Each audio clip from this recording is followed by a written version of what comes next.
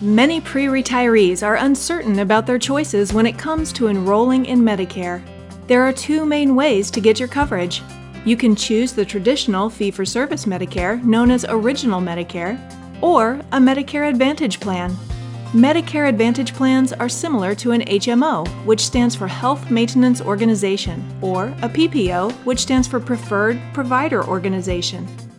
Original Medicare consists of Part A, hospital insurance for in-hospital care, and Part B, medical insurance for outpatient services like doctor visits and lab tests. Medicare Advantage, known as Part C, is a managed care option that rolls all the different parts of Medicare into one.